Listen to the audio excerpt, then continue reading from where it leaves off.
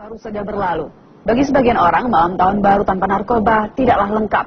Celakanya, polisi belum cukup mampu membongkar produksi narkoba yang ternyata mengalihkan tempat produksinya sebagai industri rumahan. Berikut liputan tim redaksi kontroversi yang menelusuri industri narkoba rumahan yang kini kian marak.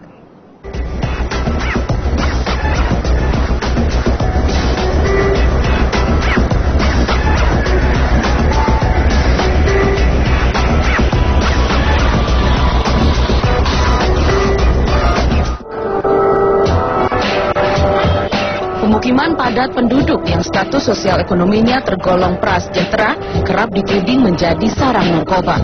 Himpitan ekonomi dipilih sebagai alasan utama maraknya industri musuh masyarakat ini.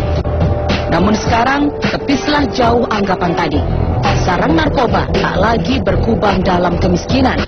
Keuntungan yang berlimpah justru memungkinkan mereka pindah ke pemukiman mewah atau apartemen.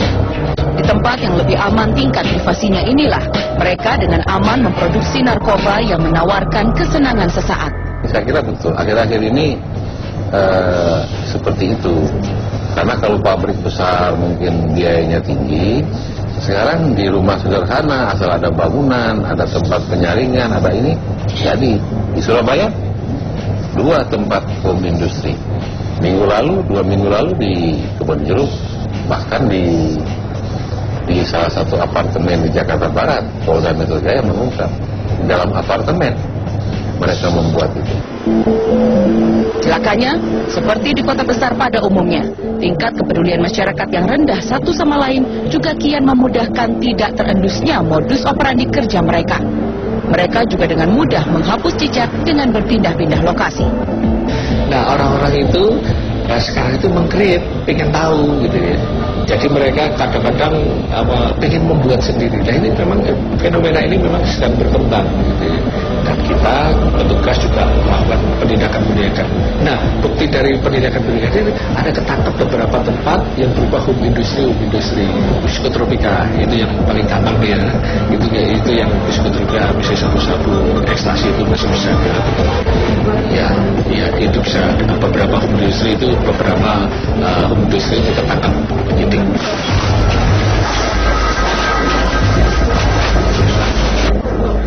Namun apa lanjut? Makin giat diberantas, seperti belut, makin licin pula modus operandi sindikat ini. Jika pabrikan mampu menghasilkan omset miliaran rupiah setiap hari, dirasakan tidak lagi aman dari endusan polisi, maka produsen sengaja mengalihkannya dalam skala rumahan. Meski produksinya sedikit, namun dengan volume jaringan melebar, mereka mengklaim mampu mensuplai kebutuhan pemakai di negeri Indonesia.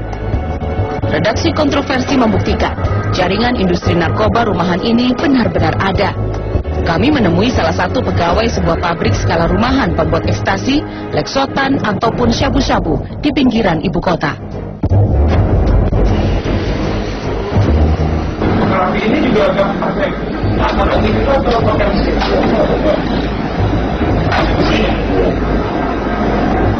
ada salurannya kiloan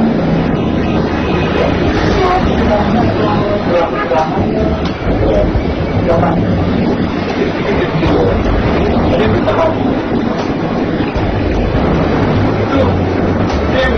itu buat datanya ini apa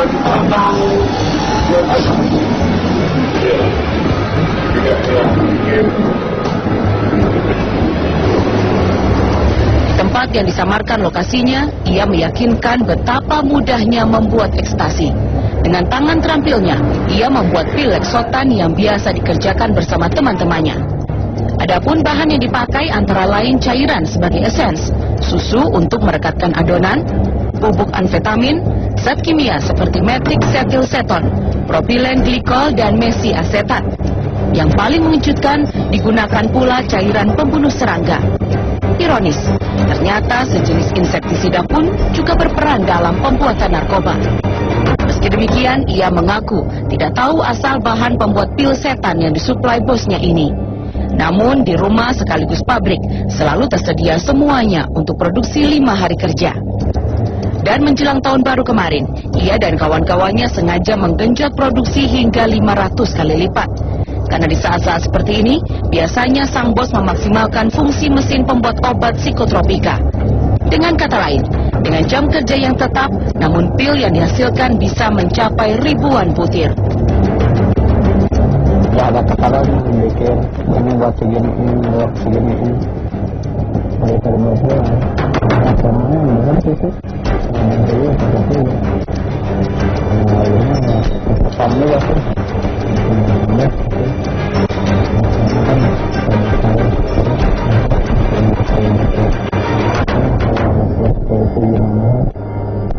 Kalau berhenti juga takut terus. Bisa dibayangkan jika membuat pil setan semudah membuat camilan ala rumahan. Maka tidak heran jika peredarannya sulit diberantas, bak cendawan di musim penghujan.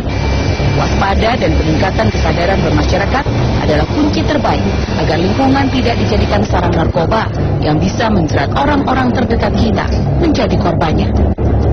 Tim Liputan Trans 7.